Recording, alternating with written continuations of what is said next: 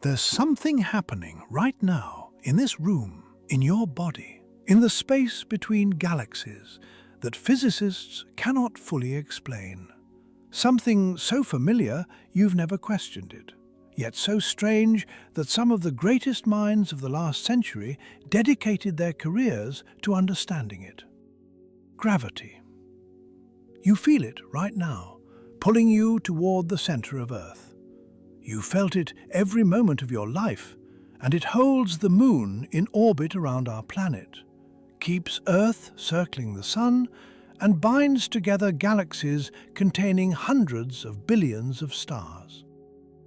And yet, gravity is weak, staggeringly and incomprehensibly weak. Pick up a paperclip with a small magnet. In that simple action, the tiny magnet in your hand overpowers the gravitational pull of the entire Earth, all 6 trillion kilograms of rock, iron and molten metal. And a refrigerator magnet wins. This isn't just an interesting fact. This stands as one of the deepest unsolved problems in physics. And some researchers have proposed an answer that sounds like science fiction. Gravity might be leaking out of our universe into hidden dimensions we cannot see. This is not a metaphor. This is an actual hypothesis in theoretical physics, one that has driven decades of experiments, shaped the research agenda at the world's largest particle accelerators, and continues to be tested at the very edge of what human technology can measure. Over the next 2 hours, I want to take you on a journey through this idea. We'll start with why gravity's weakness poses such a puzzle, then explore the mind-bending proposals that physicists developed to explain it, and finally look at the experiments searching for evidence that our universe contains hidden dimensions.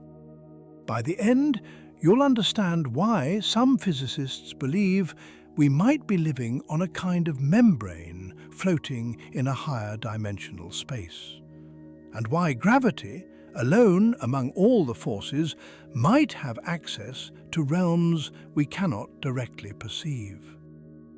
If you're new to this channel, we explore the cosmos with patience and curiosity, taking time to let big ideas really sink in. If that sounds like your kind of thing, consider subscribing, as it helps these videos reach more people who find wonder in these questions. And if you've been here before, welcome back. Now, let's begin. To understand why physicists think gravity might be leaking into hidden dimensions, we first need to understand just how weak gravity actually is. And I mean really understand it, not just accept it as a fact, but feel the strangeness of it. Let's start with a comparison that puts this in perspective. Take 2 protons, the positively charged particles at the center of every hydrogen atom. Place them near each other, and 2 forces act between them. The electromagnetic force pushing them apart because they both carry positive charges, and gravity pulling them together because they both have mass.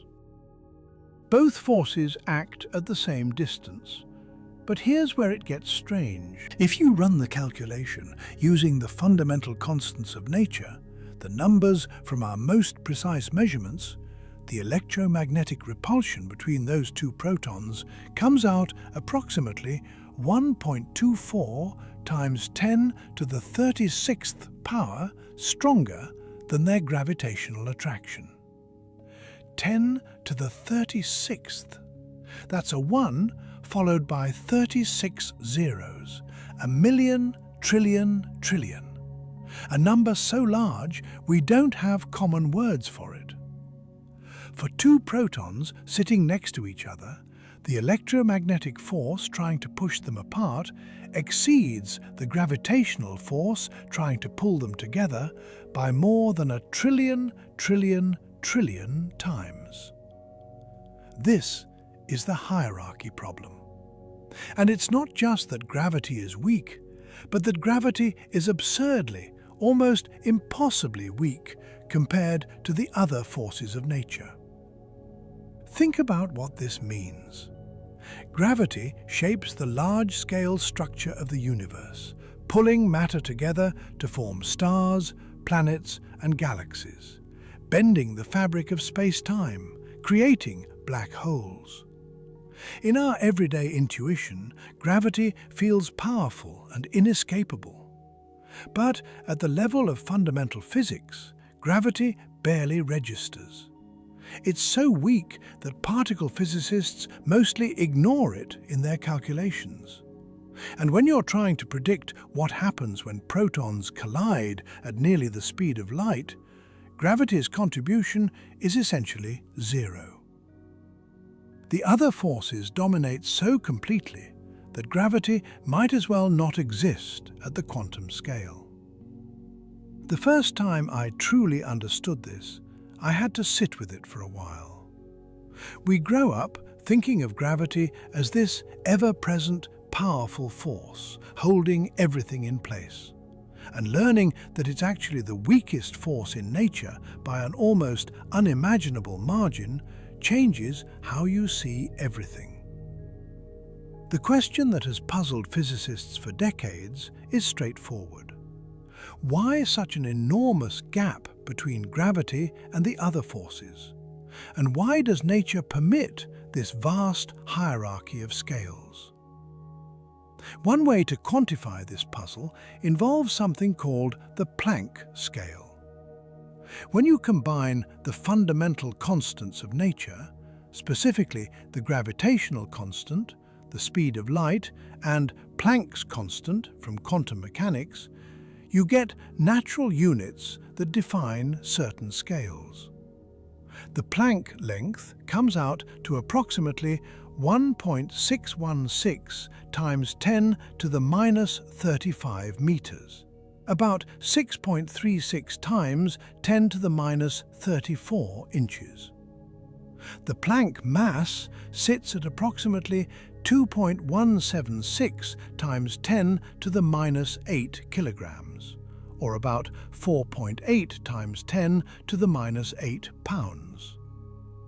The Planck time measures approximately 5.39 times 10 to the minus 44 seconds. These Planck units represent the scales where we expect quantum effects and gravitational effects to become equally important, and they're unimaginably small and brief, far beyond anything we can directly probe. But here's the strange part. The energy scale associated with particle physics, where the electromagnetic, weak and strong forces operate, sits around 100 to about 1,000 giga-electron volts. The energy scale associated with gravity, derived from the Planck mass, lands around 10 to the 19th giga-electron volts. 16 orders of magnitude separate these scales. Not a factor of 2 or 10, but 10 to the 16th. 10,000 trillion. In physics, when you see a gap that large, you suspect there must be a reason. Because numbers don't just happen to differ by factors of 10,000 trillion. There should be some underlying structure, some mechanism, some explanation. For decades, physicists searched for that explanation. And one of the most creative proposals involves the possibility that space itself has more dimensions than the 3 we can perceive. Before we dive into extra dimensions, I want to make sure we're on solid ground with what dimensions mean in physics. When physicists talk about dimensions, they're talking about independent directions in which you can move or measure. In our everyday experience, space has 3 dimensions. Forward and backward marks 1 dimension, left and right marks a second, up and down marks a third. Any position in space can be described by three numbers, your coordinates in these three perpendicular directions. Time adds a fourth dimension, though it differs in character from the spatial dimensions. We experience time flowing in one direction and can't move freely through it the way we move through space, which is why physicists often describe our universe as having 3 + 1 dimensions, 3 of space plus 1 of time. The idea that additional spatial dimensions might exist beyond the 3 we perceive isn't new. It goes back more than a century. 1921 brought a remarkable proposal from mathematician Theodore Kaluza, who was working with Einstein's newly developed theory of general relativity, which describes gravity as the curvature of spacetime. Kaluza wondered what would happen if he wrote down Einstein's equations not in 4 dimensions of spacetime, but in 5. What he found astonished him. When he wrote the equations of gravity in 5 dimensions, and then looked at how they would appear to beings who could only perceive 4 of those dimensions, he found that the extra-dimensional components of the gravitational field looked exactly like electromagnetism. From a 5-dimensional perspective, gravity and electromagnetism might be different aspects of the same underlying force, just pointing in different directions in the higher dimensional space. 1926 brought a refinement from physicist Oscar Klein, who proposed that the extra dimension might be curled up into a tiny circle, so small that we couldn't perceive it directly. Imagine a garden hose viewed from far away. It looks like a one-dimensional line. But if you could shrink down to the size of an ant walking on it, you'd discover there's actually a second dimension, a circular one that wraps around the hose. This Kaluza-Klein framework was elegant and suggestive, but it didn't quite work as a complete theory. The predicted size of the extra dimension didn't match observations. And as physics progressed through the 20th century, scientists discovered the weak nuclear force and the strong nuclear force, which couldn't easily be incorporated into this picture. But the seed had been planted.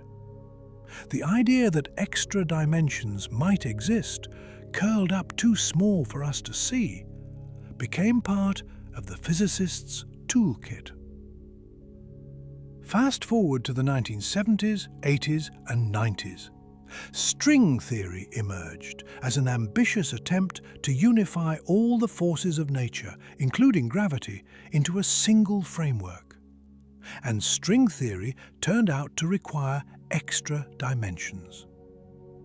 In the most common formulations of string theory, spacetime needs 10 dimensions for the mathematics to be consistent. 9 dimensions of space plus 1 of time. A related framework that emerged in the mid-1990s requires 11 dimensions. Now, if spacetime really has 10 or 11 dimensions, why do we only perceive 4? The standard answer is that the extra dimensions are compactified, curled up into tiny shapes so small that we can't detect them at the energies available to our experiments. And that's when the story gets more interesting. 1995 brought physicist Joseph Polchinski's development of objects called D-branes. In string theory, the fundamental entities aren't point particles, but tiny vibrating strings. And Polchinski showed that extended objects exist, membranes of various dimensions, on which the ends of certain types of strings must stay attached. This technical development in string theory carried profound implications. It suggested a new picture of our universe. We might live on a three-dimensional membrane, a brane, floating in a higher dimensional space called the bulk. The particles we're made of, the electrons and quarks and photons, might be strings whose ends are stuck to our brain, free to move around in the three dimensions of the brain, but unable to leave it and explore the extra dimensions. This brain world picture opened up new possibilities for thinking about the hierarchy problem. 1998 brought three physicists named Nima Arkani Hamed, Savas Dimopoulos and Gia Dvali proposing a radical idea that came to be known as the ADD model, after their initials. Their proposal was straightforward. What if the extra dimensions aren't incredibly tiny, curled up at the Planck scale, but actually much larger? Large enough that they could, in principle, be detected by careful experiments. Here's the key insight. In the brain world picture, standard model particles, the electrons, quarks, and the forces they carry, are confined to our three-dimensional brain and can't leak into the extra dimensions. But gravity might be different. Gravity, in Einstein's picture, is the curvature of space-time itself, not a force mediated by particles stuck to a brane. If gravity can propagate in all dimensions, including the extra ones, then gravitational field lines would spread out into the extra dimensions as well as the three dimensions we perceive. Imagine the difference between two-dimensional and three-dimensional spreading. Standing in a flat, two-dimensional world and shining a light, the light spreads out in a circle around you, and the intensity falls off with distance as 1 over the distance. Standing in three dimensions, the light spreads out in a sphere, and the intensity falls off faster as 1 over the distance squared.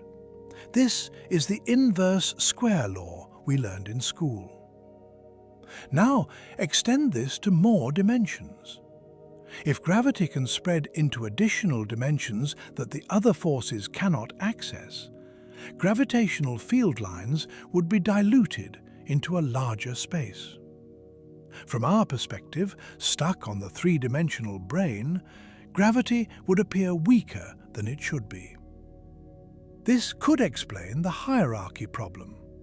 Gravity isn't intrinsically weak compared to the other forces.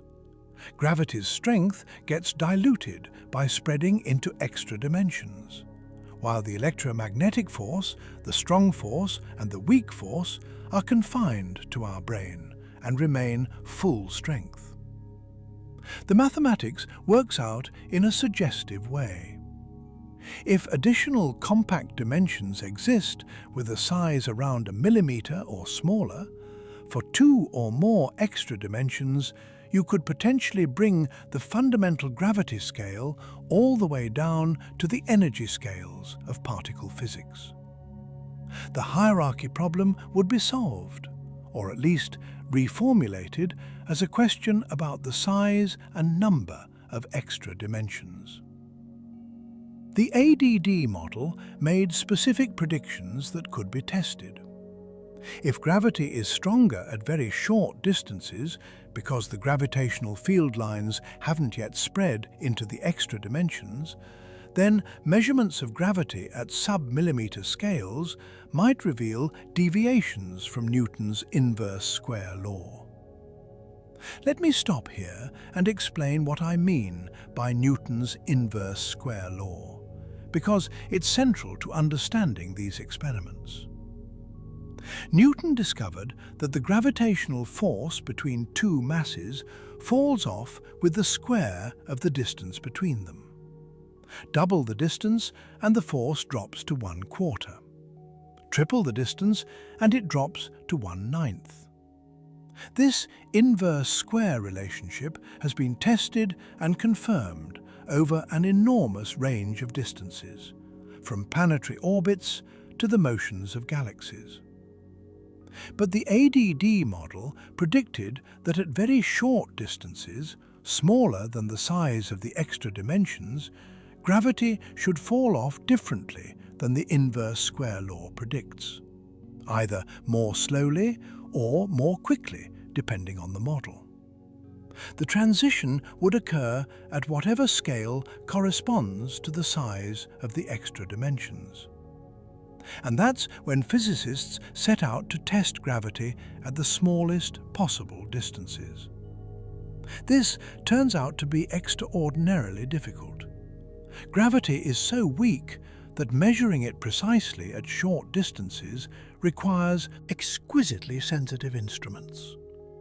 You need to detect the gravitational attraction between small objects that are very close together, while eliminating all the other forces that might swamp the signal. The most precise tests have come from a group at the University of Washington using what's called a torsion balance. The basic idea goes back to Henry Cavendish in 1798, who used a similar apparatus to measure the gravitational constant. In the modern version, researchers at the Eötvös laboratory, named in honor of the 19th century Hungarian physicist Loránd Eötvös, built torsion balances of astonishing sensitivity. They measure the gravitational interaction between test masses and an attractor at separations as small as 52 micrometers, about 0.00205 inches, up to about 3 millimeters, roughly 0.118 inches. For reference, a typical human hair runs about 50 to 100 micrometers thick. So these experiments test gravity at the scale of a human hair and below. The results, published in 2020, found that Newton's inverse square law holds perfectly well down to these scales. No evidence of any deviation appeared. The experiments excluded any gravitational strength modification of gravity, what physicists call a Yukawa interaction, with a range greater than 38.6 micrometers at 95% confidence. Before I tell you what this means for extra dimensions, pause for a moment and appreciate what these experiments represent. Researchers built instruments sensitive enough to measure the gravitational pull between tiny objects separated by less than the width of a hair, in conditions where they could be sure they weren't just measuring some other force or noise. That's an extraordinary achievement of human ingenuity. What the results tell us is that if extra dimensions exist and gravity can spread into them, those extra dimensions must be smaller than about 38.6 micrometers, or we would have seen deviations from the inverse square law. Using somewhat different assumptions and combining results from various experiments, the Particle Data Group, which compiles authoritative summaries of particle physics knowledge, reports that for two flat extra dimensions of equal size, the radius must be less than 3.8 micrometers at 95% confidence, about 0.00015 inches. 1999 brought two physicists named Lisa Randall and Raman Sundram proposing a different approach to extra dimensions that has become equally influential. Instead of large, flat extra dimensions, Randall and Sundram considered a single extra dimension with a very special geometry. It's warped. Imagine ordinary flat space, where distances are the same everywhere and a meter here equals a meter there. In a warped geometry, this isn't true. The fabric of space is stretched or compressed in different regions, so distances change depending on where you are. In the Randall-Sundrum model, two branes sit separated by a warped extra dimension. The warping is exponential, meaning it changes very rapidly as you move through the extra dimension. On one brane, distances are normal. On the other brane, distances are dramatically compressed. Here's the key insight. If gravity originates or is strongest on one brane, and we live on the other brane, where space is compressed, then gravity would appear much weaker to us. The warping effectively dilutes gravity's strength as seen from our perspective. What's remarkable about this model is that a relatively small amount of physical separation between the branes can generate an enormous hierarchy between energy scales.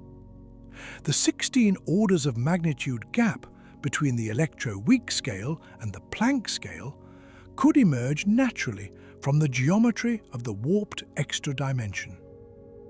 Randall and Sundrum actually proposed two versions of their model. In one version, called RS1, both branes are present and the extra dimension has finite size. In the other version, RS2, the extra dimension can be infinite in extent, and gravity is localized near our brane by the warping itself. Both versions have been extensively studied and have generated countless theoretical papers exploring their implications. And they also make predictions that can be tested at particle colliders.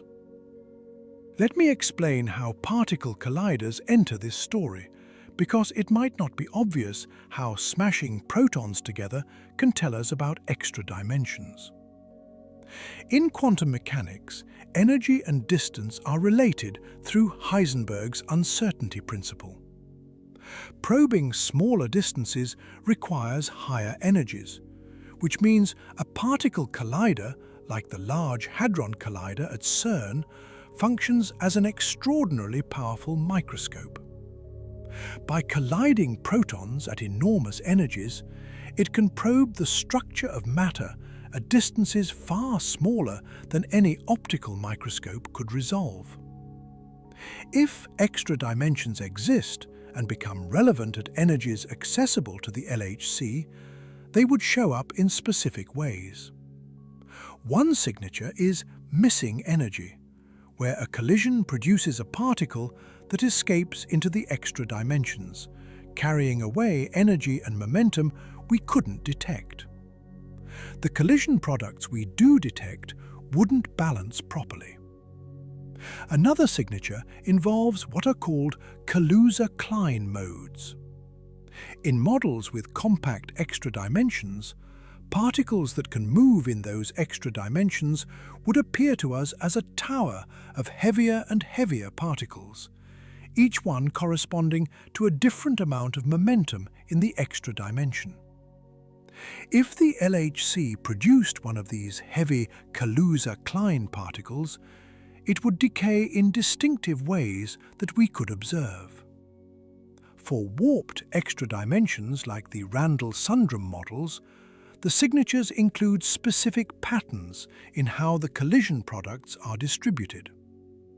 The angular distribution of jets, which are sprays of particles from the collision, can reveal whether the interaction is mediated by exchanges that involve the extra dimension. The LHC has been searching for these signatures for over a decade, through multiple runs at progressively higher energies. The results have been clear but disappointing for extra dimension enthusiasts. No evidence of extra dimensions has emerged. According to the 2025 update from the Particle Data Group, the NHC results constrain several key parameters. For certain types of searches involving missing energy and jets, they find that a quantity called the fundamental gravity scale, if extra dimensions exist, must exceed about 9.02 trillion electron volts at 95% confidence. For searches involving pairs of leptons, the corresponding scale must exceed about 4.16 trillion electron volts.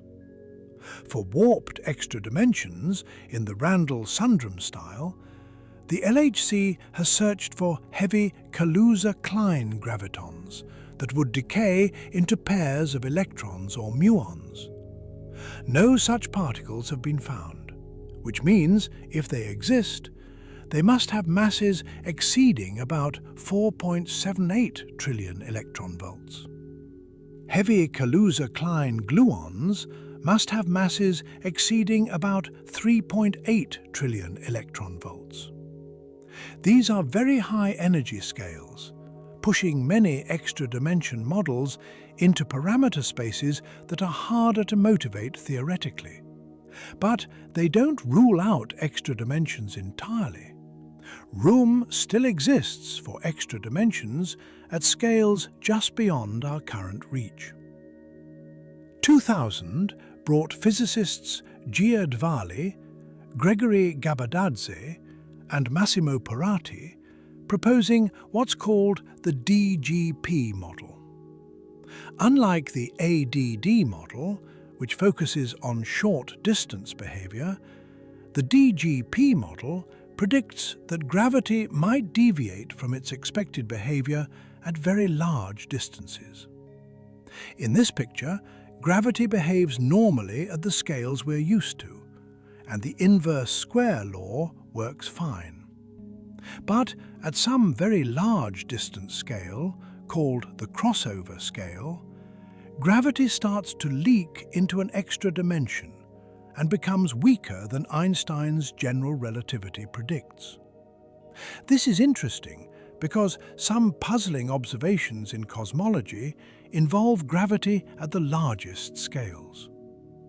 The universe is expanding, and that expansion is accelerating.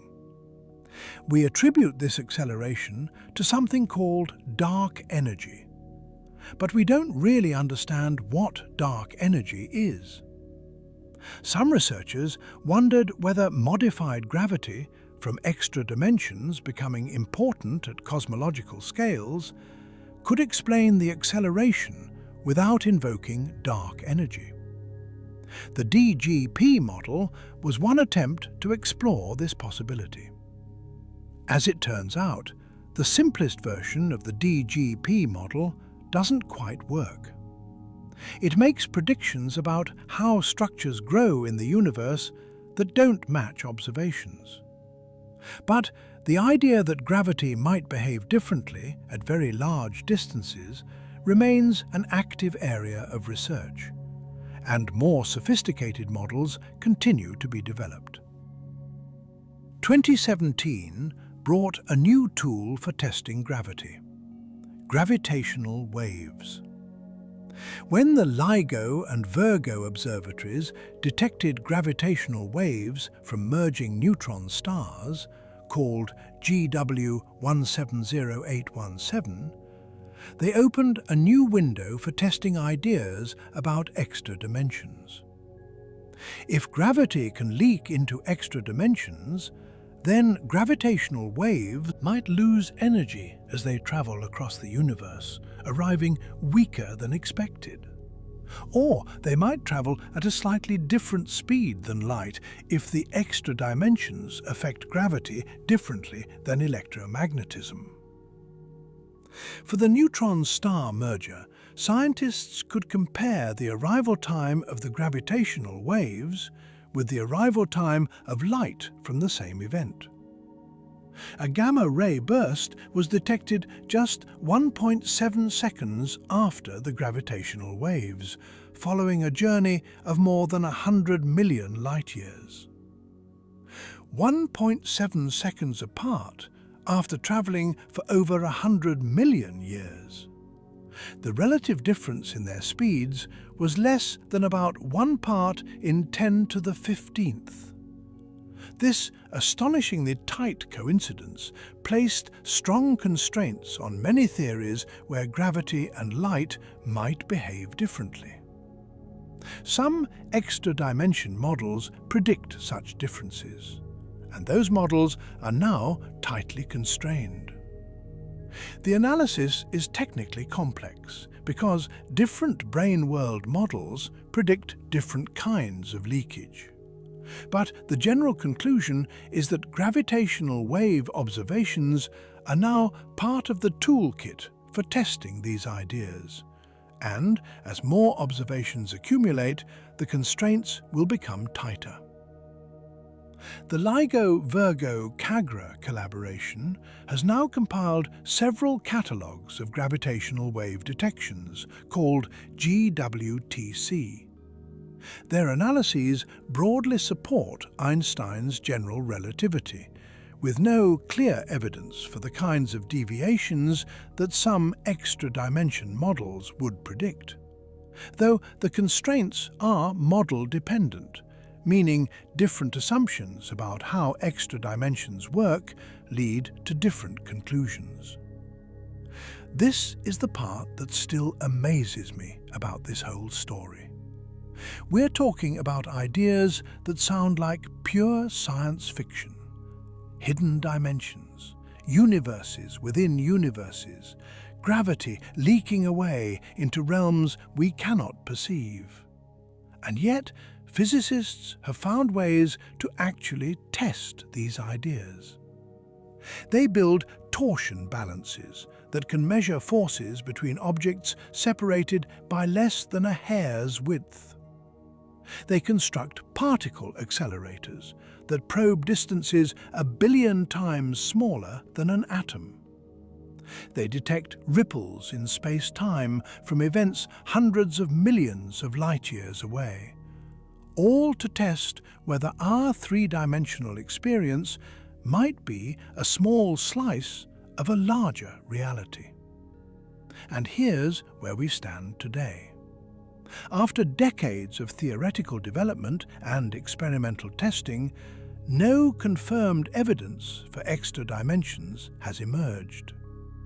Every test, from sub-millimeter gravity measurements to multi-TeG collider searches to gravitational wave observations, has been consistent with the universe having exactly 3 spatial dimensions, and no more.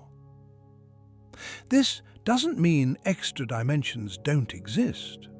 It means that if they do exist, they're hiding very effectively. The extra dimensions must be smaller than a few micrometers, or their effects must be confined to energy scales higher than we can currently probe. Or the geometry must be such that their signatures are too subtle for our current instruments. The hierarchy problem remains unsolved. Gravity is still absurdly weak compared to the other forces, and we still lack a universally accepted explanation for why.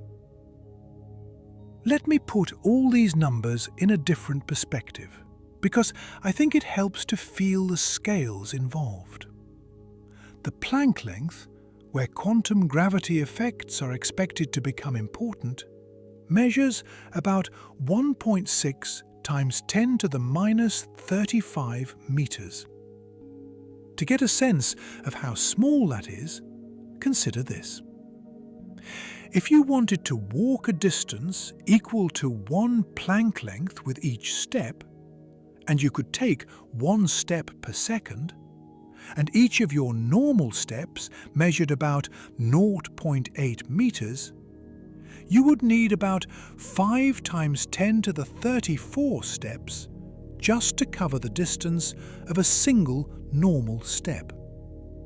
50 trillion steps to cross less than a meter.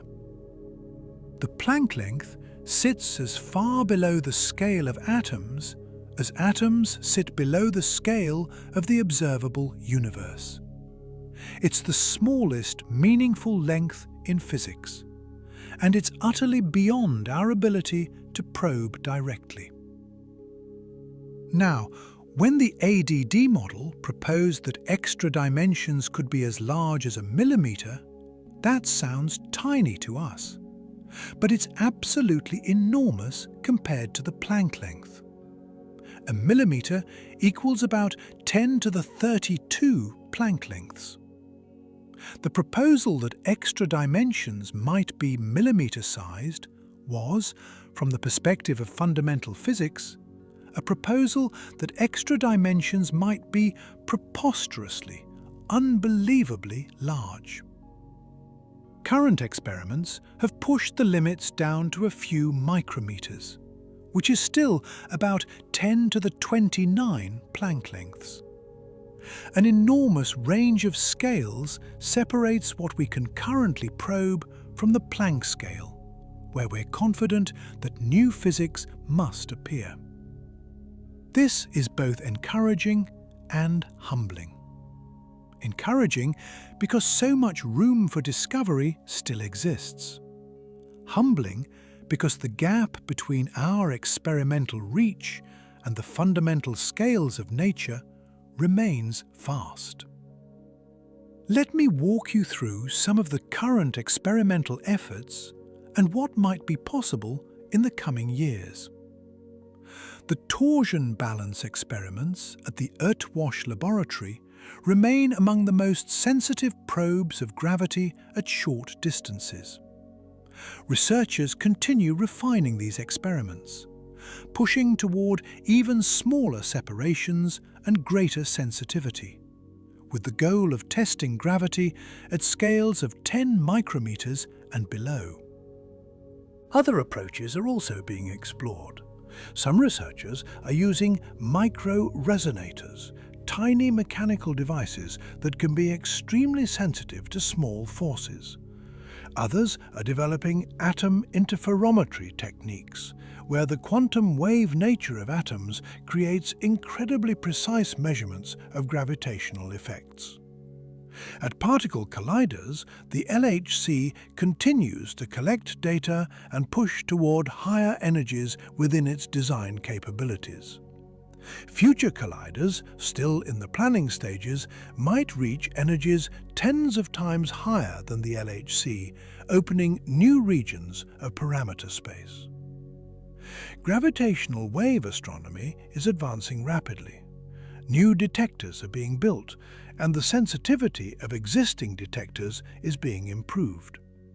Future space-based observatories might detect gravitational waves with frequencies and amplitudes that ground-based detectors cannot access, providing new tests of gravity at different scales. None of these efforts is guaranteed to find evidence of extra dimensions. It's entirely possible that extra dimensions don't exist, or that they exist at scales that will remain beyond our experimental reach indefinitely. But the search continues because the questions are too fundamental to abandon. I want to address some common misconceptions about extra dimensions because this topic is often misunderstood. First, extra dimensions are not the same as parallel universes or alternate realities. In science fiction, you often see stories about characters traveling to other dimensions that are basically alternative versions of our world. But that's not what physicists mean by extra dimensions. Extra dimensions are additional directions in space, not separate copies of our universe. Think of it this way. A two-dimensional creature living on a flat surface has no concept of up and down. If that surface were embedded in our three-dimensional space, the third dimension would be right there, a real direction in space, but the creature couldn't perceive it or move in it.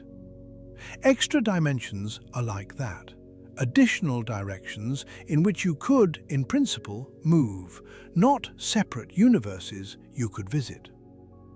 Second, if extra dimensions exist and gravity leaks into them, you wouldn't feel gravity weakening day by day. The models predict that any deviations from normal gravity would occur only at specific scales, either very small distances in ADD-like models or very large distances in DGP-like models. At the scales of everyday experience, gravity would behave exactly as Newton and Einstein described. Third, extra dimensions don't automatically mean that everything about physics changes.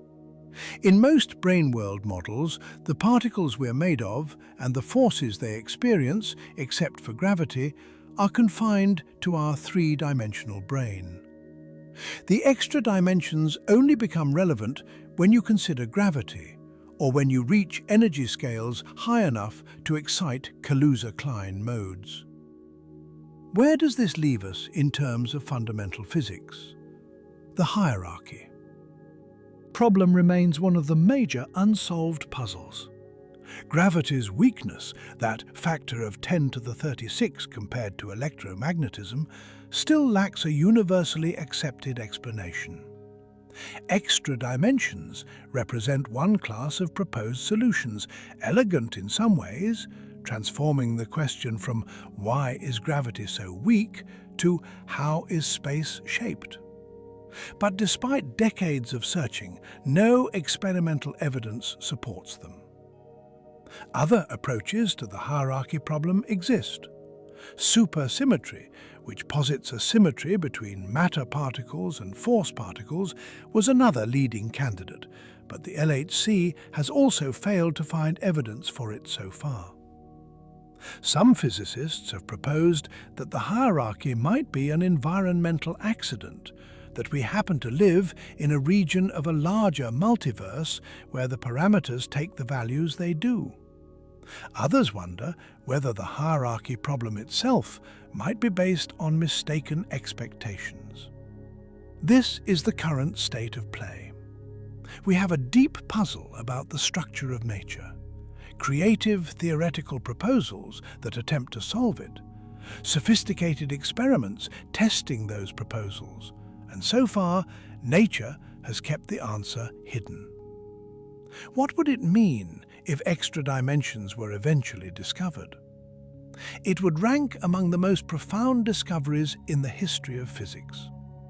It would tell us that our intuitive picture of space, built up over millions of years of evolution and centuries of science, is incomplete, that real directions in space exist that we cannot perceive directly, hidden dimensions shaping the physics we observe. It would likely revolutionize our understanding of gravity and potentially provide a pathway toward unifying gravity with the other forces of nature. Einstein spent the last decades of his life searching for such a unification and never found it. The discovery of extra dimensions could be a key piece of that puzzle. It would also carry implications for cosmology. If gravity behaves differently at very large scales due to extra dimensions, it could affect how we understand the expansion of the universe, the formation of structure, and the nature of dark matter and dark energy. And philosophically, it would serve as yet another reminder that human intuition is not a reliable guide to fundamental physics. We evolved to navigate a world of medium-sized objects moving at moderate speeds. The quantum world defied our intuitions. Relativity defied our intuitions. Hidden dimensions would defy our intuitions once again.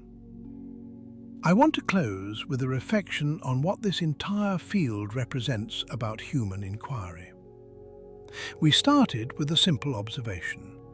Gravity is weak, much weaker than the other forces of nature. From that observation, physicists built an extraordinary edifice of theoretical speculation and experimental investigation. They imagined spaces with more dimensions than we can perceive. They developed mathematical frameworks to describe how particles and forces might behave in such spaces. They designed experiments to test predictions that seemed almost impossible to test.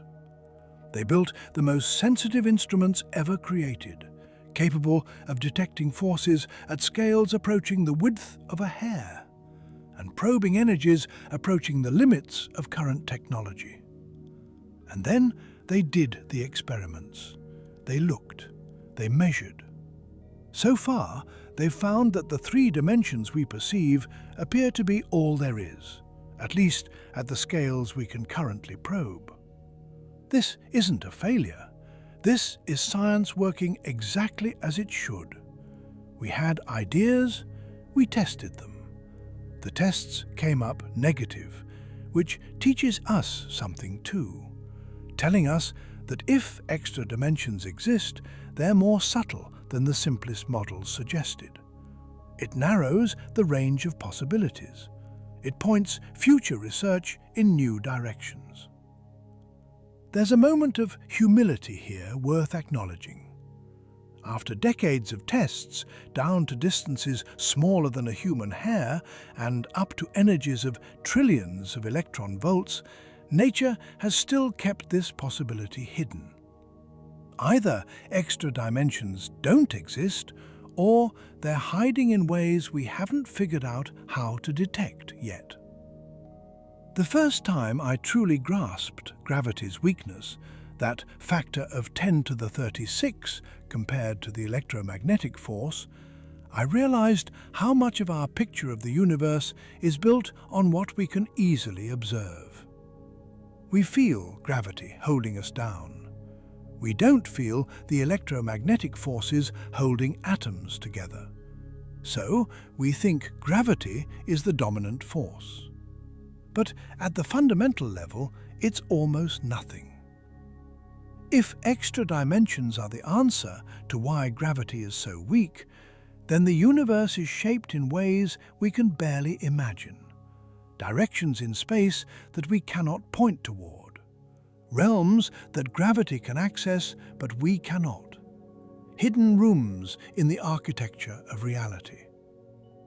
If extra dimensions aren't the answer, then the puzzle remains.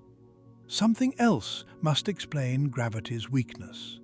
Something we haven't thought of yet. Either way, the quest continues. The experiments get more sensitive. The theories get more refined. Somewhere in the gap between what we know and what we don't, the answer waits. Let me tell you about one more number before we close, because I think it captures something essential about this story. The Planck mass has an energy equivalent of approximately 1.96 times 10 to the 9th joules, about 543 kilowatt-hours, or roughly the amount of energy released by almost half a ton of TNT. By everyday standards, that's significant energy, more than most households use in a month. But in particle physics, energy is typically measured in electron volts, and the Planck energy sits at about 10 to the 19 giga-electron volts. The LHC operates at about 13,000 giga-electron volts. That's impressive, but it's still 16 orders of magnitude below the Planck scale. This is the gap we're trying to bridge. The gap between the energies we can access with our most powerful machines and the energies where we're confident that gravity and quantum mechanics must come together into a unified description. Extra dimensions offered one hope for making this gap more approachable. If the fundamental gravity scale could be brought down to the TeV range, the LHC might have seen something. It hasn't, so far. But the search continues, with experiments that probe different aspects of this question, always hoping for that breakthrough that would crack open a new understanding of space, gravity, and the structure of reality. If you've stayed with me through this journey, thank you. These deep dives into fundamental physics take time to create, and they only reach people because viewers like you watch, engage, and share them. We've covered a lot of ground. We started with the puzzle of why gravity is so weak, that astonishing factor of 10 to the 36 compared to electromagnetism. We explored the hierarchy problem and why physicists find this gap so troubling.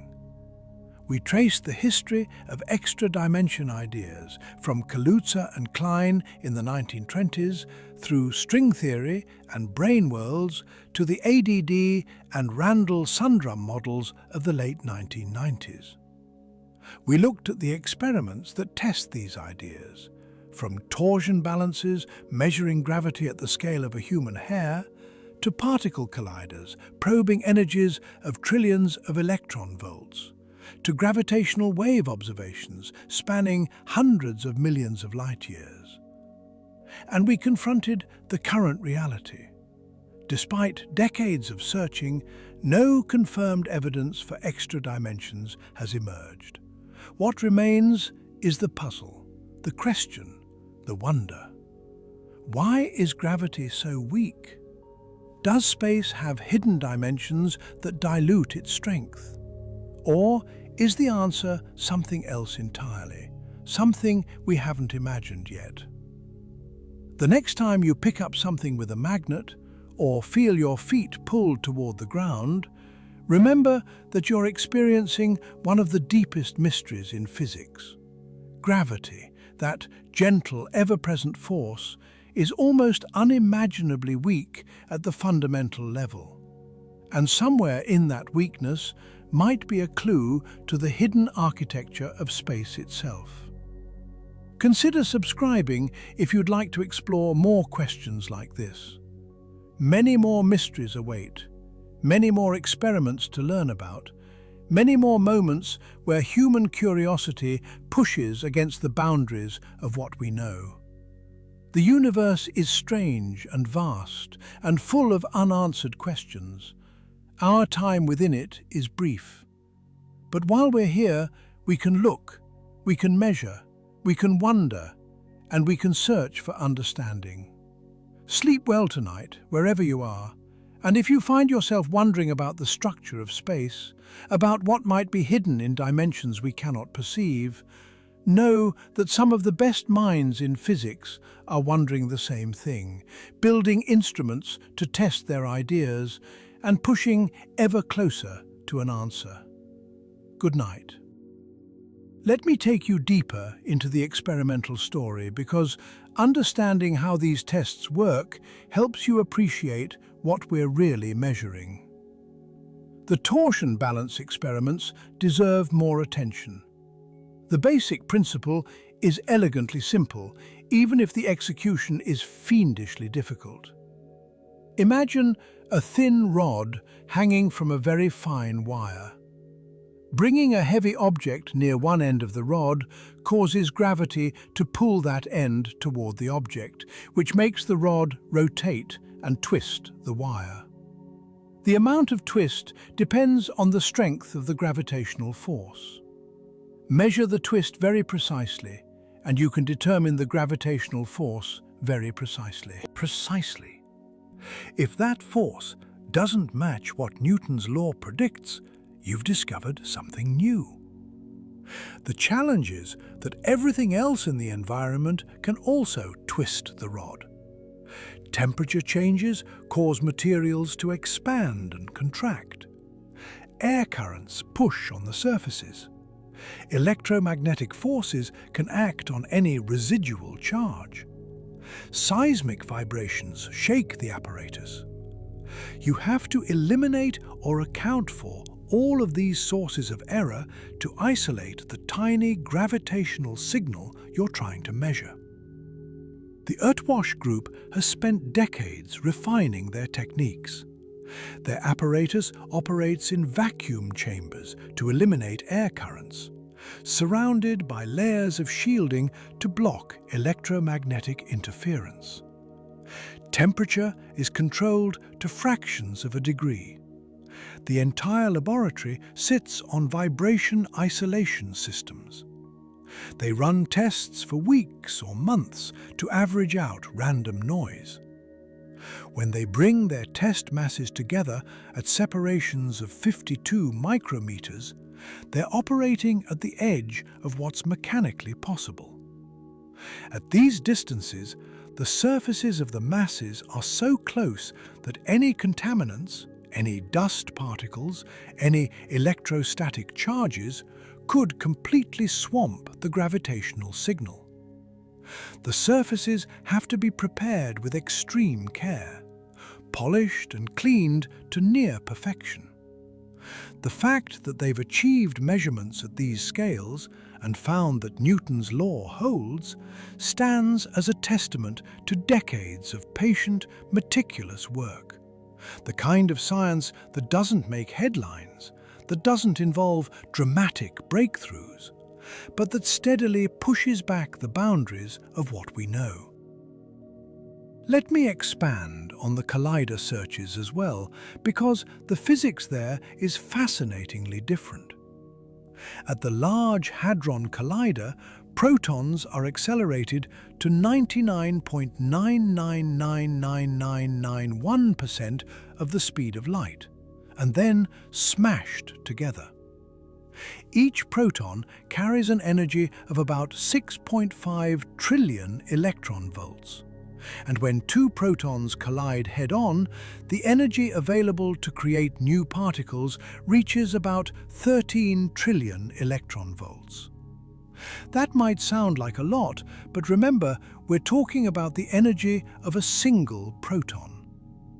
In everyday terms, 13 trillion electron volts amounts to about 2/millionths of a joule, roughly the kinetic energy of a mosquito in flight. What's remarkable about the LHC isn't the total amount of energy involved.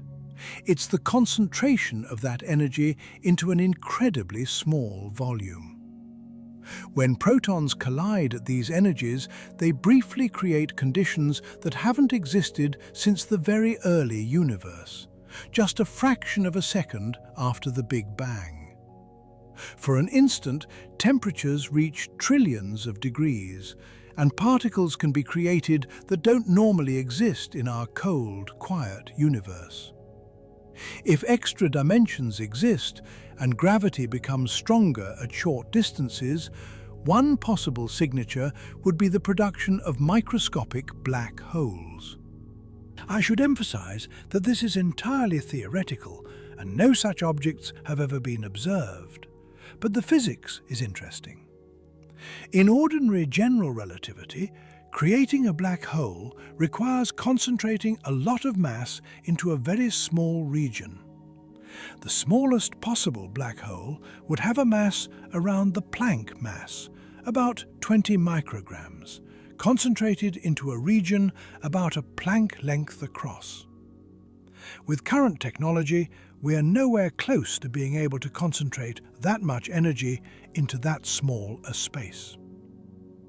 But in ADD-like models with extra dimensions, the fundamental gravity scale could be much lower, potentially as low as a few trillion electron volts.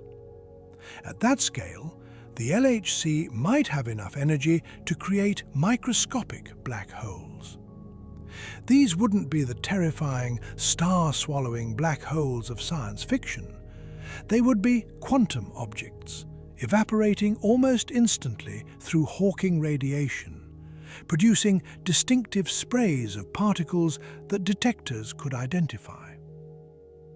Some physicists in the early 2000s speculated that the LHC might produce such black holes at observable rates. It hasn't happened. The LHC has been running for well over a decade. Billions of proton-proton collisions have been analysed, and no evidence of microscopic black holes has emerged. This pushes the fundamental gravity scale, if extra dimensions exist, above the LHC's reach. Before I tell you more about what we've learned, let me try to help you visualize what a hidden dimension might actually be like. Think about a creature living in a two-dimensional world, a flat surface like a sheet of paper. This creature can move north and south, east and west, but has no concept of up and down. The third dimension exists from our perspective, but it's utterly inaccessible to the creature. Now imagine that the creature's universe, its flat sheet of paper, is embedded in three-dimensional space. All sorts of things could exist in the third dimension: other sheets of paper, objects floating above and below, gravitational fields extending in all directions. But the creature can't see any of it. Its light travels along the sheet, its particles are confined to the sheet. From its perspective, the sheet is all there is. Extra-dimension theories propose that we might be in an analogous situation. We move freely in three spatial dimensions, but additional dimensions that we can't access might exist. Our particles are stuck to a three-dimensional brane, like the creature stuck to its sheet of paper. Only gravity escapes into the higher dimensional bulk. If this picture is correct, there's a whole realm of space right next to us, in a direction we can't point, filled with whatever exists in the extra dimensions. It sounds like fantasy, but it's a legitimate hypothesis in theoretical physics, one that makes predictions we can test. Now let me tell you about the different predictions that different models make, because this is where the story gets subtle. The ADD model, its large, flat, extra dimensions, predicts deviations from Newton's law at short distances. Below the size of the extra dimensions, gravitational field lines would spread into more dimensions, and gravity would weaken faster with distance than the inverse square law predicts. At larger distances, once the extra dimensions are fully involved, you'd recover normal inverse square behavior, but with an effective gravitational constant that's weaker than it would be if gravity were confined to three dimensions. The experimental signature is clear. Test gravity at progressively shorter distances and look for the point where it starts to deviate from Newton's law. That's exactly what the torsion balance experiments do, and so far, no deviation has been found down to tens of micrometers. The Randall-Sundrum warped extra-dimension models make different predictions. In these models, the extra dimension isn't large in the ADD sense. It can even be infinite in one version. Instead, the warping of the geometry localizes gravity near one brane. The characteristic signature at colliders would be the production of Kaluza-Klein graviton resonances, heavy particles that correspond to gravitons with momentum in the extra dimension. These would show up as bumps in the mass spectrum of particle-antiparticle pairs produced in collisions. You'd see an excess of events at a particular mass, corresponding to the production and decay of the Kaluza-Klein graviton. The NHC has searched for such bumps in electron-positron pairs, muon-antimuon pairs, and other channels. Nothing has been found, which pushes the mass of the lightest Kaluza-Klein graviton above several trillion electron volts. The DGP model predicts something different still. In this scenario, gravity behaves normally at distances we're used to, following Einstein's general relativity. But at very large distances, beyond a crossover scale that could be cosmological in size, gravity starts to leak into an extra dimension and weakens. This wouldn't show up in laboratory experiments or collider searches.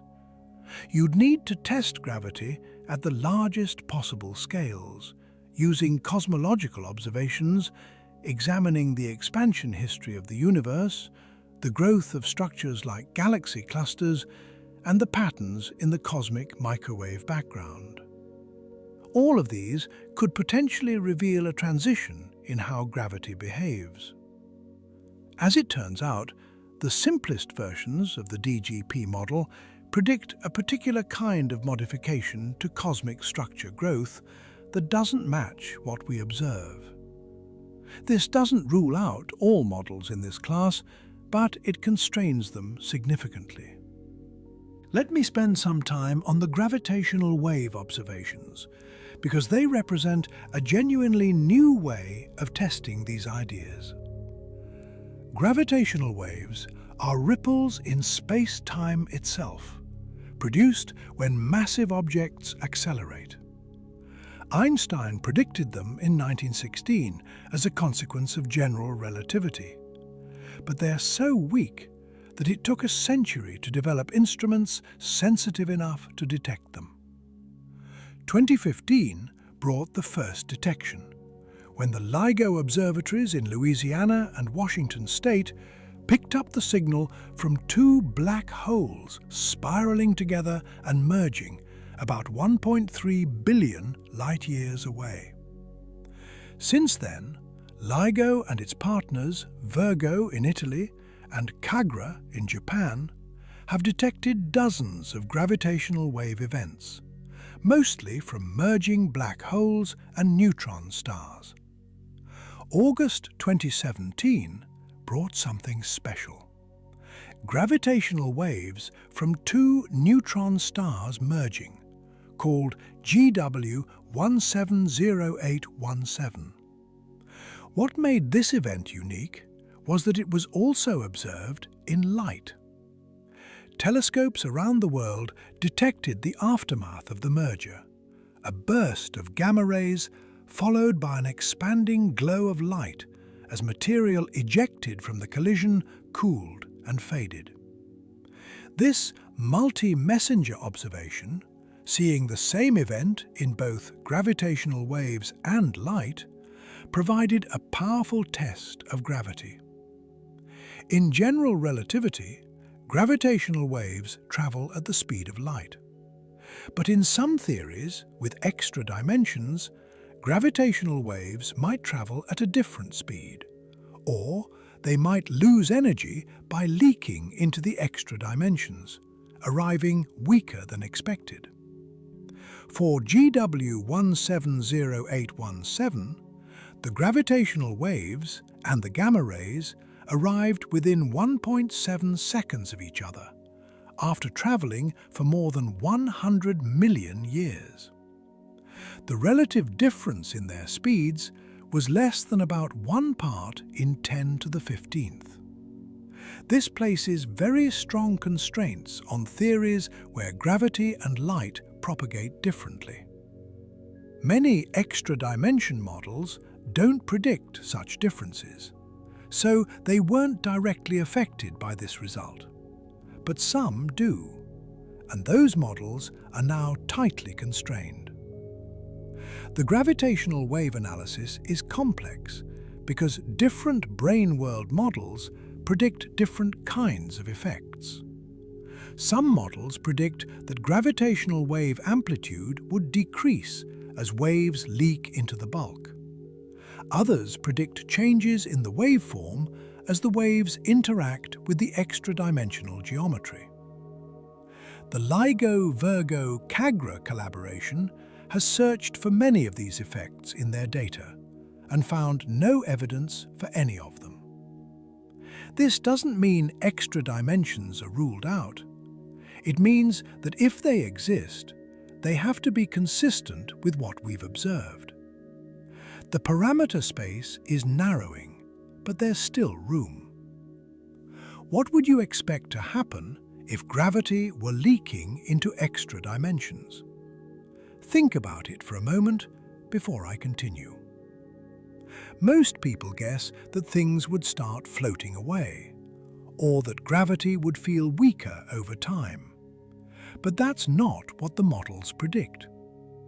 In the ADD scenario, the leakage happens only at very short distances. At the scales of everyday life, gravity has already spread into the extra dimensions and reached a kind of equilibrium.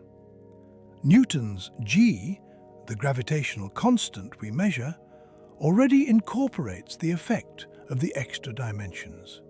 We just don't realize it because we've never measured gravity at distances small enough to see the transition. In the DGP scenario, the leakage happens at very large distances. At the scales of planets and stars and even galaxies, gravity behaves normally. Only at cosmological scales, distances comparable to the size of the observable universe, might the crossover to higher dimensional behavior occur. In neither case would you feel gravity changing in your daily life. The effects are confined to regimes that require specialized instruments to probe, either the sub-millimeter realm or the cosmological realm. This is why testing these ideas is so difficult. The effects are predicted to occur precisely in the regimes that are hardest to measure. That's not a coincidence. The models were designed that way to explain why we haven't already seen deviations from known physics. But it makes experimental verification challenging. Let me return to the hierarchy problem itself, because I want to make sure you feel the depth of this puzzle. The electromagnetic force, the strong nuclear force, and the weak nuclear force all have coupling strengths that are broadly similar. They differ by factors of tens or hundreds, but they're all in the same general ballpark. Physicists have developed a unified framework, the Standard Model of particle physics, that describes all three of these forces in terms of quantum field theory, and the framework works remarkably well. Gravity stands apart. Its coupling strength, as measured by Newton's constant, is about 10 to the 36 times weaker than electromagnetism when you compare them between fundamental particles. This isn't a modest difference. It's a gulf so vast that it's almost embarrassing.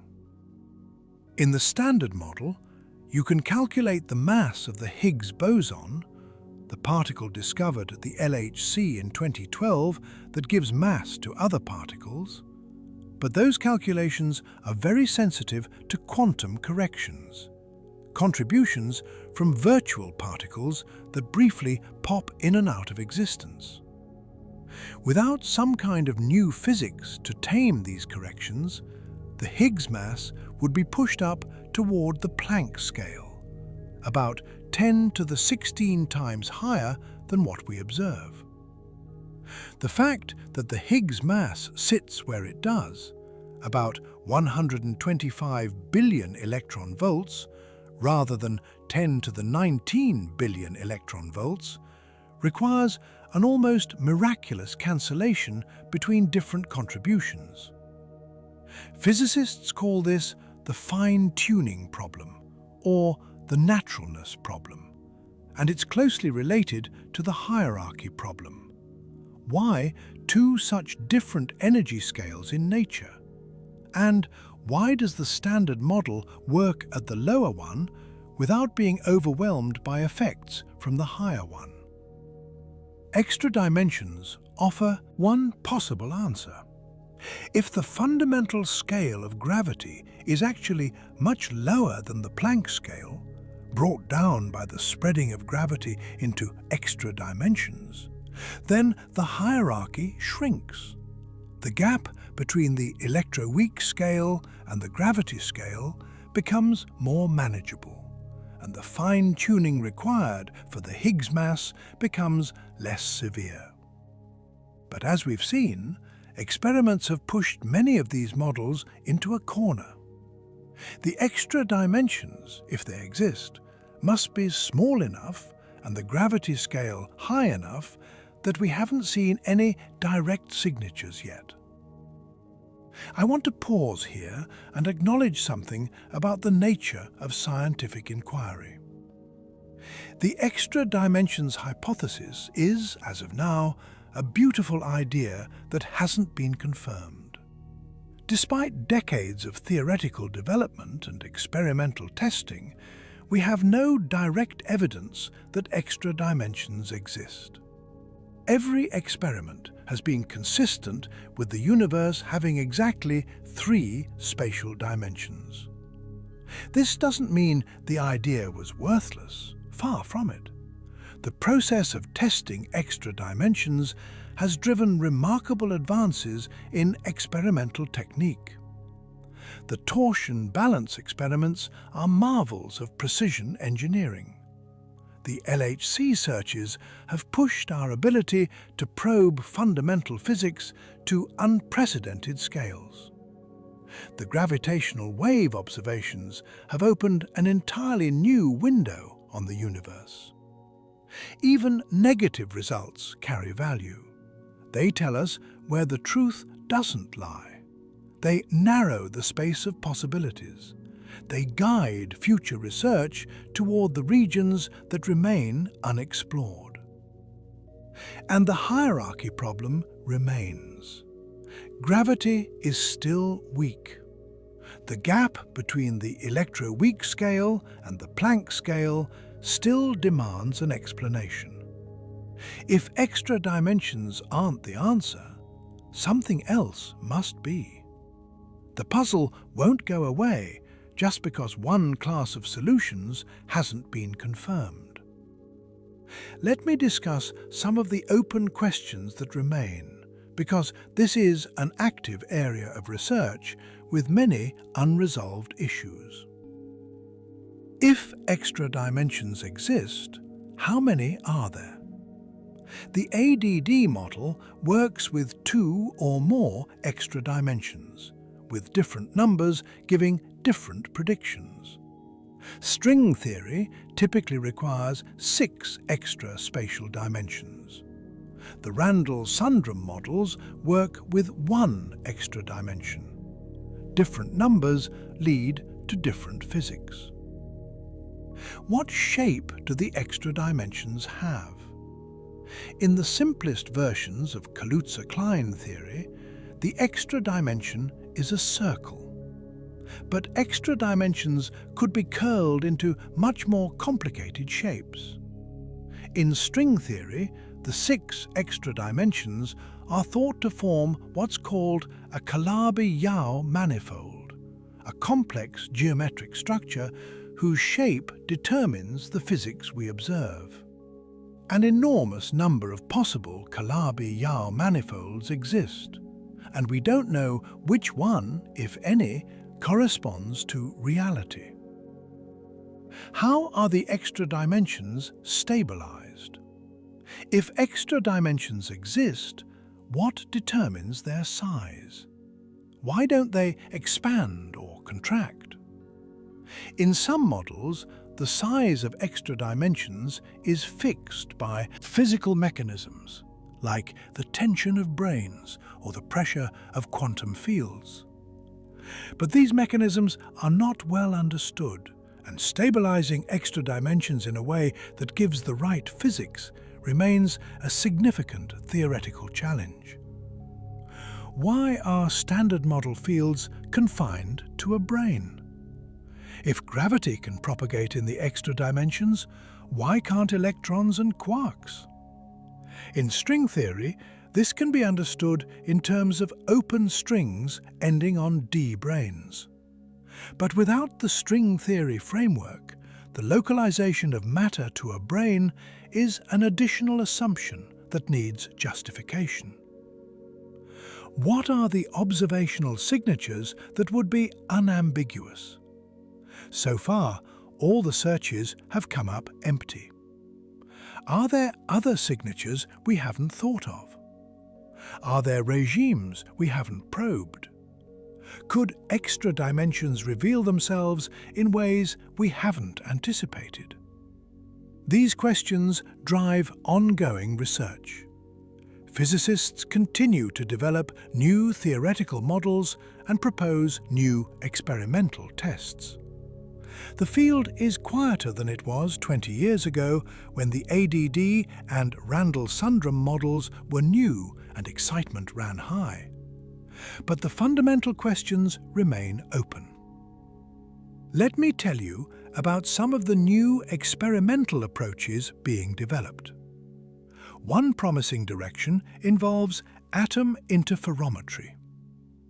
Atoms can behave like waves, and when you split an atomic wave into two paths and recombine them, you get an interference pattern. This pattern is extremely sensitive to any differences in the forces experienced along the two paths. By carefully controlling the paths that atoms take, researchers can create gravitational sensors of remarkable sensitivity. Some proposals aim to use atom interferometry to test gravity at distances of micrometers to millimeters, potentially probing the regime where extra dimensions might reveal themselves. Another approach involves micromechanical resonators. These are tiny devices, sometimes just microns in size, that vibrate at specific frequencies. By placing two such resonators close together and measuring how the vibration of one affects the other, you can test gravitational interactions at very short distances. These experiments face enormous challenges. At the microscale, forces from electrostatic charges, Casimir effects, which are quantum mechanical forces that arise from the vacuum, and other sources can easily overwhelm any gravitational signal. Isolating gravity from these backgrounds requires extraordinary care. But progress is being made. New fabrication techniques allow the creation of test masses with precisely controlled surfaces. New detection methods allow the measurement of ever smaller forces. The experimental frontier continues to advance. There's a deeper issue here that I want to explore, one that goes beyond the specific question of extra dimensions. Physics has always been about finding the simplest explanation for the widest range of phenomena. Newton unified the motion of apples falling from trees with the motion of planets orbiting the sun. Maxwell unified electricity, magnetism, and light. Einstein unified space and time, then gravity and geometry. The Standard Model of particle physics represents another great unification, bringing together the electromagnetic, weak and strong forces into a single mathematical framework. But gravity has remained separate. Einstein's general relativity describes gravity beautifully at large scales, but it doesn't fit into the quantum framework of the Standard Model. Extra dimensions were proposed, in part as a way to unify gravity with the other forces. Kaluza and Klein's original idea was that electromagnetism might be gravity extended into a fifth dimension. Modern versions are more sophisticated, but they share the aspiration of explaining why gravity is different by revealing that it operates in a larger arena. If extra dimensions are real, they would be the next step in our understanding of unification. They would show that the apparent diversity of forces in nature is an artifact of our limited perspective, that from a higher dimensional viewpoint, everything fits together more simply. If extra dimensions aren't real, we need a different path to unification. Maybe gravity is fundamentally different from the other forces in ways we don't yet understand. Maybe the hierarchy problem has a solution we haven't imagined. Maybe the questions we're asking are the wrong questions. Either way, the search continues. I mentioned earlier that even without experimental confirmation, the Extra Dimensions program has taught us something valuable. Let me expand on that. We've learned that the universe can be tested in ways that once seemed impossible.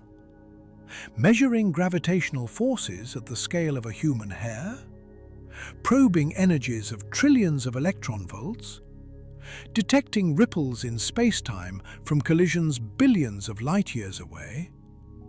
All of this seemed like fantasy a few generations ago. Now it's routine science. We've learned that theoretical ideas, however speculative, can drive technological progress. The search for extra dimensions has pushed the development of precision measurement to new heights. It has motivated the construction of instruments that can test predictions at the edge of the possible. Even if extra dimensions turn out not to exist, these instruments will find other uses. We've learned how to be rigorous about ideas that might be wrong. The extra dimensions hypothesis has been taken seriously by the physics community because it makes testable predictions. It has been subjected to relentless experimental scrutiny.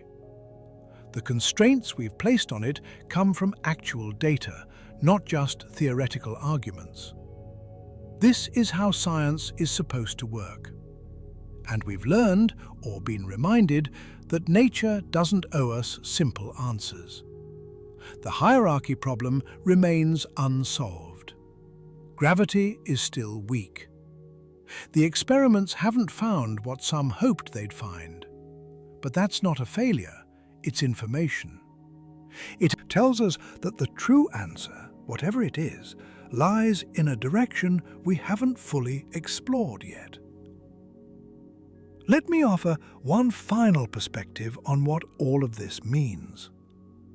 We live in a universe that is far stranger than our everyday intuitions suggest. Our senses evolved to help us survive in a world of medium-sized objects moving at moderate speeds. We didn't need to perceive quantum mechanics or relativity or the extreme weakness of gravity to find food and avoid predators.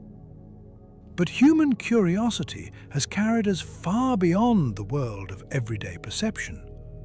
We've discovered that space and time are unified into a four-dimensional continuum. We've discovered that matter is made of atoms, and atoms are made of smaller particles, and those particles are governed by quantum mechanics. We've discovered that the universe is billions of years old and billions of light years across. The possibility of extra dimensions is another step beyond our intuitions.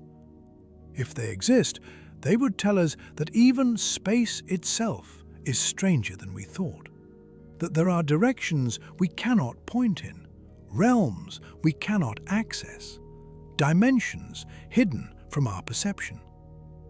If they don't exist, then the universe is strange in a different way. The hierarchy between gravity and the other forces, that factor of 10 to the 36, remains unexplained. Some other principle must be at work, something we haven't yet grasped. Either way, the universe has surprises waiting for us. Either way, the search for understanding continues. We've come a long way in this exploration. We started with the puzzle of gravity's weakness. We traced the history of extra dimension theories from Kaluza-Klein to string theory to brane world models.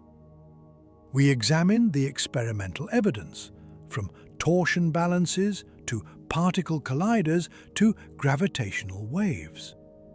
And we confronted the current state of knowledge. No confirmed evidence for extra dimensions, but a puzzle that remains unsolved. What I hope you take away from this isn't just a list of facts about extra dimensions. I hope you've gotten a sense of how physics works, how ideas are proposed and tested and refined. How experiments push the boundaries of what's possible. How negative results still carry value. And how the biggest questions remain open. The next time you hold a magnet over a paperclip and watch the tiny magnet overcome the gravitational pull of the entire Earth, remember what that simple demonstration tells us. Gravity is weak, absurdly weak, and we don't know why. Maybe gravity is leaking into dimensions we can't see. Maybe there's another explanation we haven't found. Either way, the question stands as one of the deepest in physics, and the search for an answer has driven some of the most creative theoretical work and most precise experiments in the history of science. Thank you for joining me on this journey. If you found this exploration worthwhile, consider subscribing to the channel. Many more mysteries await, many more questions at the frontier of human knowledge. The universe is vast and strange and full of secrets. We don't know how many dimensions space truly has. We don't know why gravity is so weak. We don't know how to unify all the forces of nature into a single framework. But we're searching. We're building instruments. We're doing experiments. We're asking questions that our ancestors couldn't have imagined. That search, that persistent human curiosity that drives us to understand the world we live in, is one of the most remarkable things about our species. We're tiny creatures on a small planet, and yet we reach out with our minds and our instruments to probe the deepest structure of reality. Sleep well tonight. And when you wake up tomorrow, remember that you're living in a universe that might be stranger than you know, with dimensions hidden all around you, directions you can't point in, spaces that gravity can explore, but you cannot. Thank you for joining me on this journey. If you found this exploration worthwhile, consider subscribing to the channel. Many more mysteries await, many more questions at the frontier of human knowledge. The universe is vast and strange and full of secrets. We don't know how many dimensions space truly has. We don't know why gravity is so weak. We don't know how to unify all the forces of nature into a single framework. But we're searching. We're building instruments. We're doing experiments. We're asking questions that our ancestors couldn't have imagined. That search, that persistent human curiosity that drives us to understand the world we live in, is one of the most remarkable things about our species. We're tiny creatures on a small planet, and yet we reach out with our minds and our instruments to probe the deepest structure of reality. Sleep well tonight, and when you wake up tomorrow, remember that you're living in a universe that might be stranger than you know, with dimensions hidden all around you, directions you can't point in, spaces that gravity can explore, but you cannot. Or there might not be. The experiments are still running, the questions are still open, the search continues. I want to share one of the thoughts that struck me when I was first learning about this subject. The unsettling realization is this: if extra dimensions exist, they might not be far away. They could be right here, in this room, in the space you're occupying right now. The extra dimensions would be directions you can't point in, perpendicular to all three dimensions you can perceive, but physically present everywhere. You couldn't access them because your body is made of particles confined to our three-dimensional brain. Your eyes can't see in that direction. Your hands can't reach in that direction. But gravity could propagate into that space, spreading out, diluting its strength. The hidden dimensions wouldn't be elsewhere, they'd be here, inaccessible but not far. That's a strange thought. It challenges our intuition about what here means. We think of here as the three-dimensional location we occupy. But if extra dimensions exist, here has additional coordinates that we're unaware of. Of course, this is all hypothetical. We have no evidence that extra dimensions exist. But the fact that such a scenario is consistent with what we know and can only be ruled out by careful experiment is itself remarkable. We're approaching the end of our journey, but I want to make sure we've properly grappled with the current status of this field. The searches for extra dimensions have been remarkably thorough. Torsion balance experiments have tested gravity at distances as small as 52 micrometers and found no deviations from Newton's law. The LHC has searched for missing energy signatures, Kaluza-Klein resonances and microscopic black holes, and found nothing.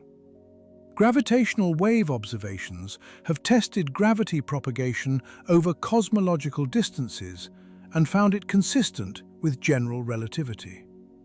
The constraints are model-dependent, meaning they apply differently to different theoretical frameworks.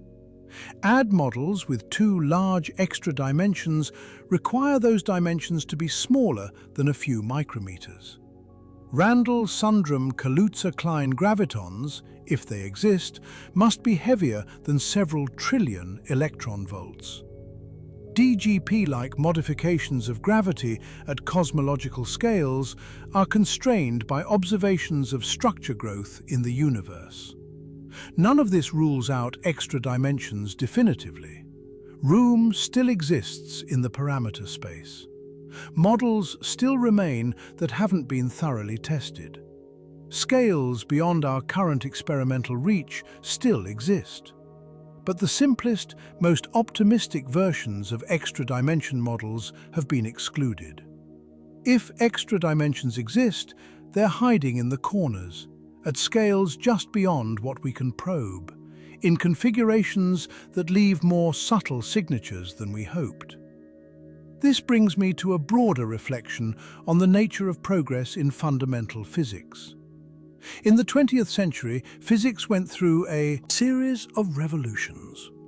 Special relativity, general relativity, quantum mechanics, quantum field theory, the Standard Model.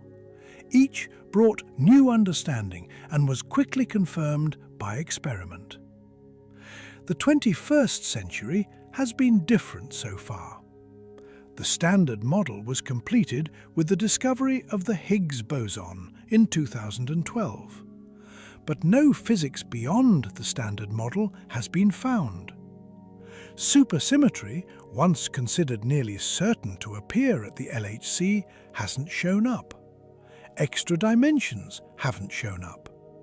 Dark matter particles, despite decades of searching, haven't been directly detected. This could mean that we're on the verge of a breakthrough, that some upcoming experiment will find the missing piece and unlock a new level of understanding. Or it could mean that the next frontier is at energy scales so far beyond our reach that progress will be slow and difficult. We don't know which scenario we're in. That uncertainty is itself a kind of knowledge, a recognition that the easy discoveries have been made and the hard ones remain. The hierarchy problem, the puzzle that motivated extra dimensions in the first place, is still unsolved. nature hasn't revealed its secret yet. We keep asking, keep testing, keep searching. Before we close, let me walk you through one more thought experiment that I think captures the essence of what we've been discussing. Imagine you're a creature living on the surface of a sphere, like an ant walking on a beach ball. From your perspective, you live in a two-dimensional world. You can move north and south, east and west, but you have no concept of up and down. Your universe is the surface of the sphere. Now, you're a curious creature, and you start to explore. You walk in a straight line, as best you can tell, always moving forward. After a long journey, you arrive back where you started. Your world, you realize, is finite but unbounded. It has no edge, but it doesn't go on forever either. You might wonder, what shape is my world? Is it flat but somehow wrapping around? Or is it curved in some way I can't directly perceive? To answer this question, you'd need to make careful measurements. You'd measure triangles and find that their angles add up to more than 180 degrees, a sign of positive curvature. You'd measure circles and find that their circumferences are smaller than pi times their diameters, another sign of curvature. From these measurements, you could deduce that your two-dimensional world is curved in a third dimension that you cannot directly perceive. You'd never be able to step off the surface and look at the sphere from outside, but you could infer its existence from the geometry you measure.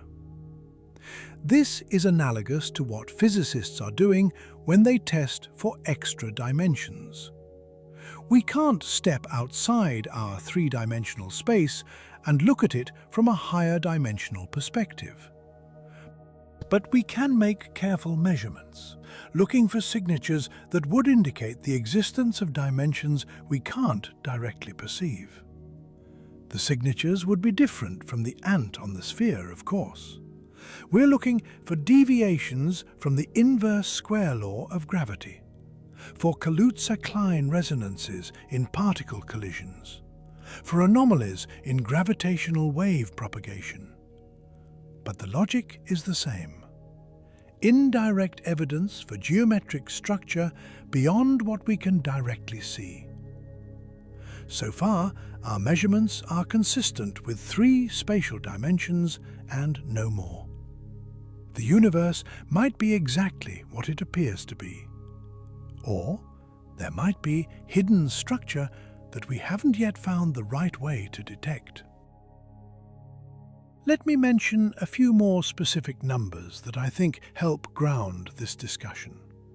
The Earth-Wash torsion balance experiments tested gravity at separations ranging from 52 micrometers, about 0.00205 inches, to 3 millimeters, about 0.118 inches.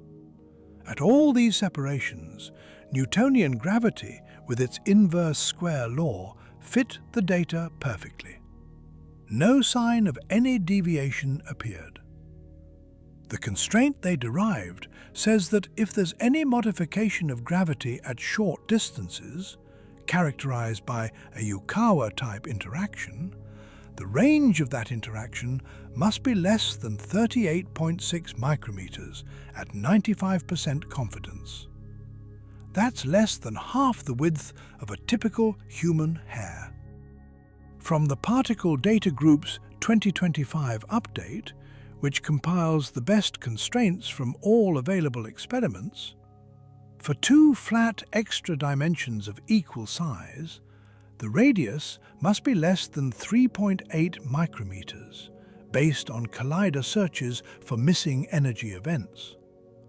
The fundamental gravity scale, a theoretical parameter that would be lower than the Planck scale if extra dimensions exist, must exceed about 9 trillion electron volts, based on searches for effects in the angular distribution of jets at the LHC. For warped extra dimensions in the Randall-Sundrum style, the mass of the lightest Kaluza-Klein graviton must exceed about 4.78 trillion electron volts, based on searches for resonances decaying to electron-positron pairs or muon-antimuon pairs. These are impressive constraints. They've pushed the simplest extra-dimension models to parameter spaces that are harder to motivate theoretically. But they don't close the door entirely. Room still exists for extra dimensions at smaller sizes or higher energy scales. I want to acknowledge the people who do this work, because science is ultimately a human endeavor. The Earthwash Group has been pushing the frontiers of precision gravity measurement for decades. Their experiments require incredible patience and meticulousness. Every source of noise has to be identified and eliminated. Every systematic error has to be quantified and accounted for. The work is painstaking and often thankless, but it's essential.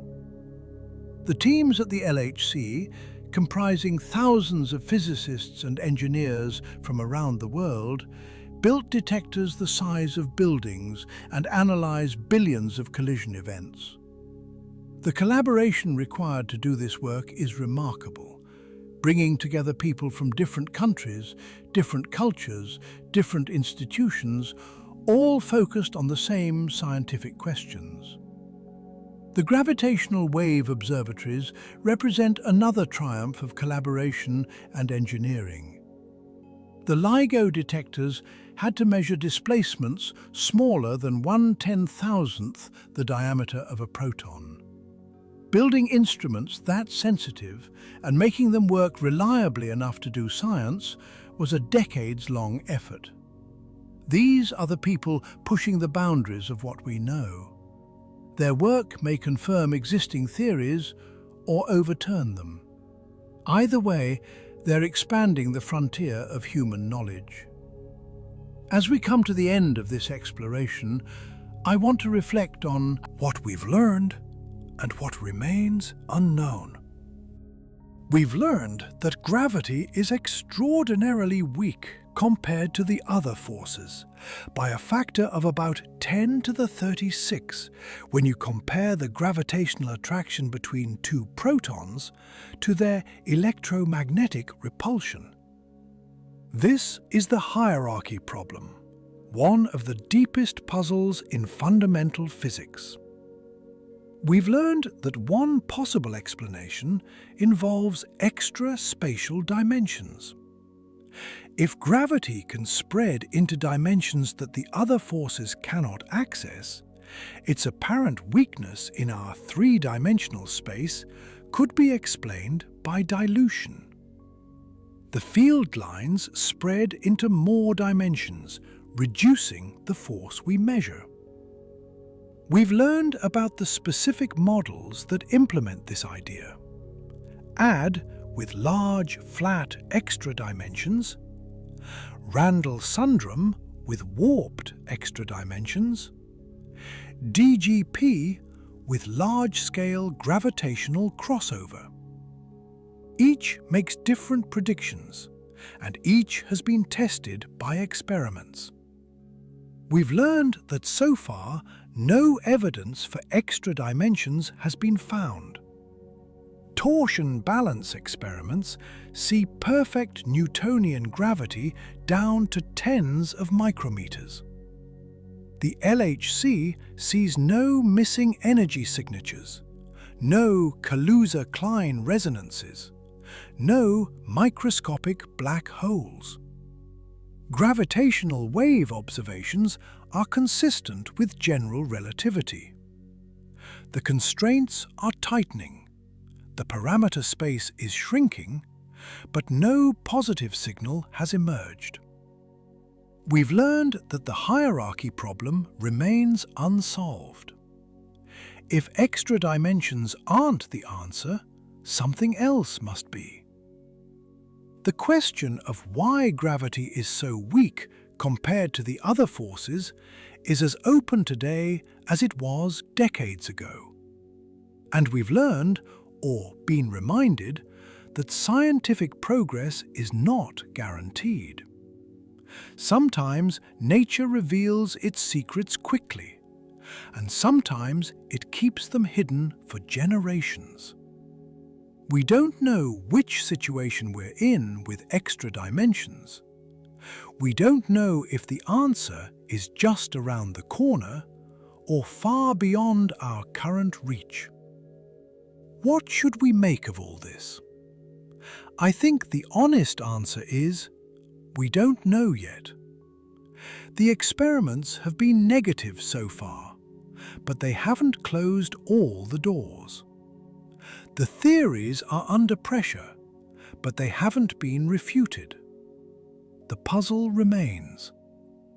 In science, this is a normal situation. Most questions aren't answered quickly or easily. Progress happens in fits and starts, with long periods of uncertainty punctuated by occasional breakthroughs. The next breakthrough might come from improved torsion balance experiments, pushing sensitivity to even shorter distances. It might come from a future particle collider, probing higher energies than the LHC can reach. It might come from more gravitational wave observations, testing gravity in new regimes. Or it might come from a theoretical insight that reframes the question entirely.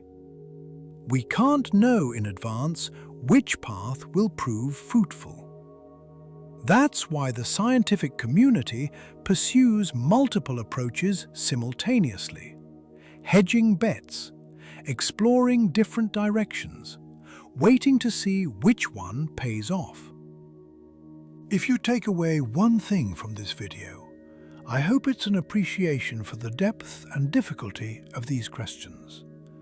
We're asking about the structure of space itself. We're asking why the fundamental forces have the strengths they have. We're asking whether reality extends beyond the 3 dimensions we can perceive. These aren't easy questions. They require sophisticated mathematics, ingenious experiments, and decades of patient work. The answers, when they come, will reshape our understanding of the universe. In the meantime, we keep searching. We keep testing. We keep wondering. The universe is under no obligation to reveal its secrets quickly. But human curiosity is persistent. We've figured out so much already, from the structure of atoms to the expansion of the cosmos. We may yet figure out whether space has hidden dimensions. And if we don't, the next generation will continue the search. That's how science works. That's how human knowledge grows. We've come to the end of our exploration. Thank you for your attention and your curiosity. The question of extra dimensions remains open. Gravity is still weak, the hierarchy problem is still unsolved, and the experiments continue. Somewhere in the gap between what we know and what we don't, the answer waits. Maybe extra dimensions are real, and we'll find evidence for them in the coming decades. Maybe they're not, and we'll need a completely different explanation for gravity's weakness. Either way, the journey of understanding continues. The next time you feel gravity pulling you toward the ground, or hold a magnet over a paperclip and watch the tiny magnet win, remember what that tells us. The force that shapes galaxies is almost unimaginably weak at the quantum level. And the reason for that weakness, whether it involves hidden dimensions or something else entirely, remains one of the great unsolved mysteries of physics. If you found this exploration worthwhile, consider subscribing. Many more mysteries await, many more questions at the edge of human knowledge. The galaxy is vast, the universe is strange, our time within it is brief. But while we're here, we can look and measure and wonder and search for understanding. Sleep well tonight, wherever you are. And when you wake up tomorrow, remember that you're living in a universe that might have dimensions you cannot perceive. Hidden directions in space, realms that gravity can explore, but you cannot. Or perhaps not. Perhaps space is exactly what it appears to be. 3 dimensions. No more, no less. Either way, the universe is remarkable. The fact that we can ask these questions, build these experiments, and test these ideas is remarkable. Human curiosity, reaching out to understand the deepest structure of reality, is one of the most extraordinary things about our species. Good night.